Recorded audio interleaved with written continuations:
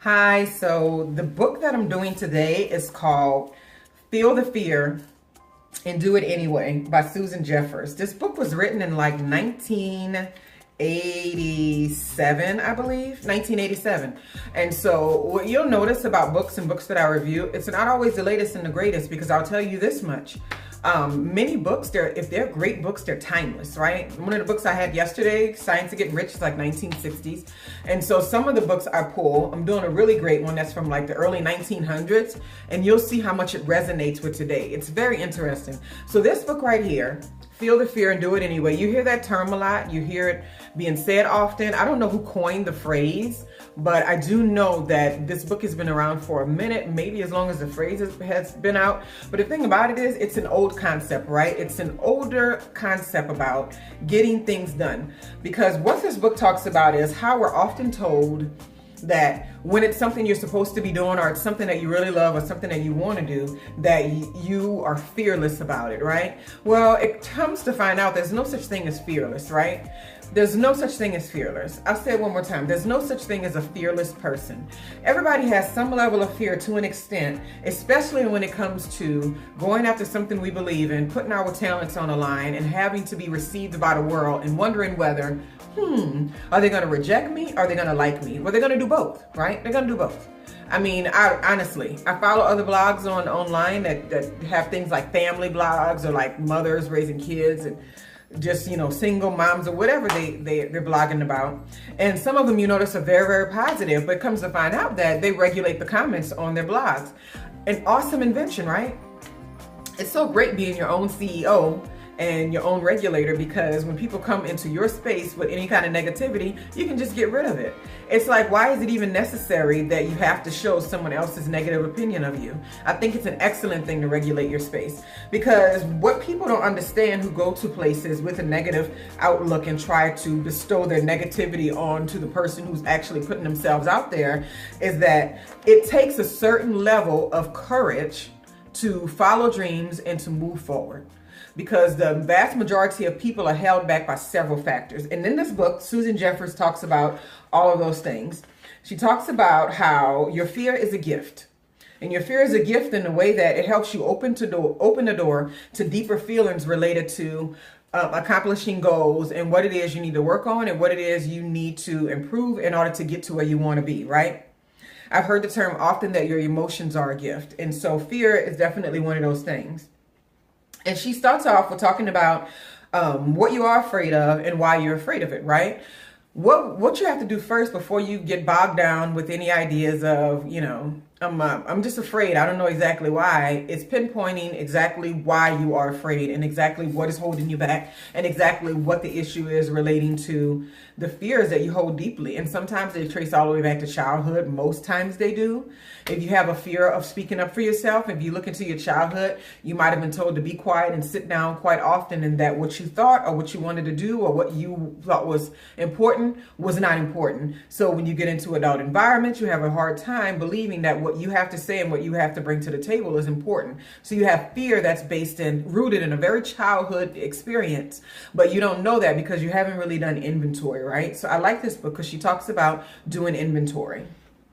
And then she talks about how people like to ignore the fear, or either ignore pain that they have, and they just want it to go away. Well, nothing really goes away without truly being explored, if not for a little while. That's why a lot of people say, people go to, therapists, and they waste money, and they sit there and they yap to someone about all the things they're discontent about in their life. Well, that's for some people, that is the case. But for other people, I went to a marriage counselor way back in the day at one time. I wound up going, on my own, but it was only for a couple of months, but it gave me so much clarity, because so many of the ideas that I had about what was right and what was wrong, and, what needed to happen and what didn't, it was all based in my own personal fears. I hadn't yet been confronted with experiencing the world through such a closely connected relationship like a marriage.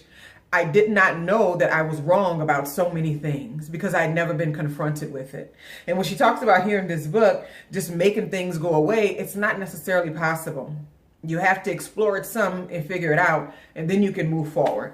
And I love the chapter on From Pain to Power, because a lot of times what we see as the pain in our lives and the things that have affected us, what we say negatively the most, they're our biggest sources of power. And I am such a witness to that, because I know in my own personal life, some of the areas where it looked like my life was just falling apart. It looked like I was the culmination of everybody's negative gossip, everybody's behind the back talking.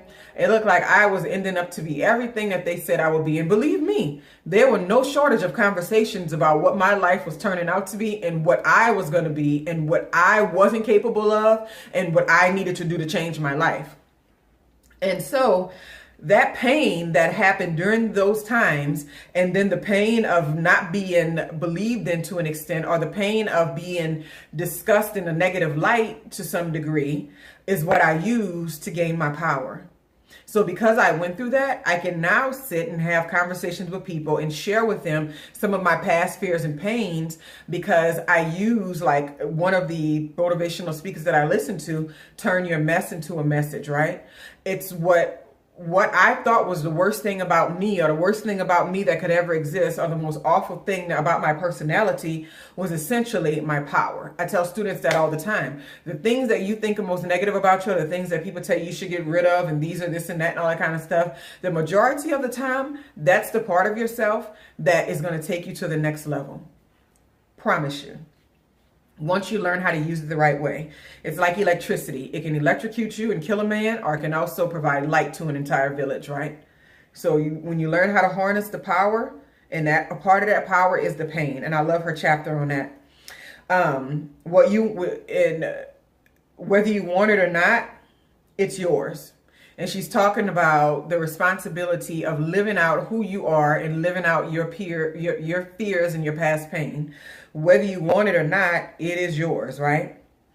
And her chapter on when they don't want you to grow. You hear the term a lot of times about haters, and you hear a lot of people talk about people that are, if you on any social media, you'll see memes. Memes come up, when the whole world is on your back, and it's always got this attitude of me against the world. Well, that attitude is good to an extent. It's like whatever motivates you. If it motivates you, that's fine. But know at the end of the day, your accomplishments will not affect other people like the way that you think that they will. And your accomplishments will never be suffice for you. They will never be sufficient if you actually built those accomplishments based on making other people feel bad, or based on letting other people know that, I made it, right? It's never going to make you feel whole if that is the motivation completely. But I can see it indulging in a little bit, right? It's just like, who do they think they are? They don't have enough power to hold me back. One student was classroom one time because the conversation got into a very sticky matter, right? And it's always funny with that. And he's just like, well, I hate when other people in this country believe that certain people are holding them back and that they don't. I was like, well, I don't believe anybody's holding me back. I said, I don't even think the people that most people think are holding them back possess enough power to do so. I was like, to be honest with you, they don't really have nothing on me. Well, the thing about it was very interesting, because that's the result that he wanted to have in the conversation. But he didn't like that I knew it. It was very interesting. He didn't like that I had enough self-confidence and self-worth that I didn't blame my shortcomings. I didn't blame my predicament or anything in my life on him or a group of people. Interesting, right? So anyway, when they don't want you to grow, it's a very interesting chapter. I love it because you do run into pockets of people who prefer to see you at the level where they know you. And if you grow any, then that means you'll be outside of their scope, and it makes them very uncomfortable. And kind of summing it up, I'll go through, just as it keeps going with an inventory. How to make no-lose decisions, meaning that when you take full responsibility for your life and your decisions, then you can't lose, because you've given yourself all of the power, and you decide that everything on that journey and everything in your experience is going to be a part of that experience. There's nothing that's happening that's so negative and horrible that it's not a part of the journey to get from one place to the next. And that's one of the hardest things to convey to other people, because when you tell people that, they kind of seem like you're trying to deny them their pain. I'm not denying you your pain, but what I'm saying is your pain is working against you when you're using it in the wrong way. So she talks about that a lot. and how to choose love and trust in environments, because you can walk in a lot of environments and be skeptical and be like, oh, I don't trust people and all that. There's a certain level of a skeptical nature that might be necessary in your growing of businesses or growing of clientele or making new connections and friendships and all. But if you're leading with that skepticism, you're going to get what you're looking for every single time. It's just true. And what she talks about in here is that when you lead with trust and love as your deciding factor, that you are 99% more likely to get trust and love. Or either when you're dealing with someone who do not have those intentions, they will somehow fall out of your space without even your control. And this is very true. And it talks about how you can, these things, figuring this stuff out, it helps fill your inner void. And that a lot of people are fearful that they don't have enough time to change their life in any kind of way. I love Feel the Fear and Do It Anyway, because it calls for you to be courageous. It calls for you to tap into that part inside of you that's like everybody else who has accomplished something big and who's done something great. This is the reason why we have that shared emotion when we see somebody like win an Olympic Games or sing a song like you've never heard it sang before. It's because you know that they're tapping into that courageous space that says, I'm here and I'm going to be heard, and I don't care how much fear I have bubbling up in my tummy, I'm going to make this happen. You have to believe that you have something to offer. And it's tough for me every day. I write books, and then sometimes I compare them to other people's books, but I'm like, you know what? I'm doing it. I'm doing it. I'm going to be heard. I'm going to share what I have, and I'm going to attempt to help people with what I have. Because what she talks about in this book too, Susan Jeffers, is that what you think is, you're 70%, and you're just like, oh, I'm only 70%. I'm so whack. I'm not that great, right? Well, somebody else is only at 30%. So you can get them 40% higher with just making a connection. So if I have something to share with someone about marrying early and divorce and how to forge on with relationships, if I have something to share with someone about anxiety management or anger management or cultivating a new skill or moving on into a writing career when it's not lucrative in the very beginning and it slowly trickles in and all those kind of things, I may be 40 or 50 or 60% more advanced than what they are, and they'll be happy to get my information. And what I find is that when I do have fear about something, if it's a healthy fear, then it feels good to conquer it. If it's a fear that's healthy, and like I teach classes sometimes, and when I really want to cover a topic and I know that it's going to be something that's controversial, and I know that I have the responsibility to share this with the students because I can't go around it. I tried to avoid race and ethnicity for a long time in classroom environments. I didn't like talking about it because I didn't like the classroom possibly going into a negative zone. And it wasn't fair to me because it didn't expand me as an instructor, and it wasn't fair to the students. So when I finally took that fear head on and went ahead and talked about those things in the classroom, because I knew I was going to have to do it, but I didn't know how soon it was going to have to happen, right? I knew that it was going to be something that I had to confront in a specific way, but I didn't know how soon it was going to be something in the classroom. And the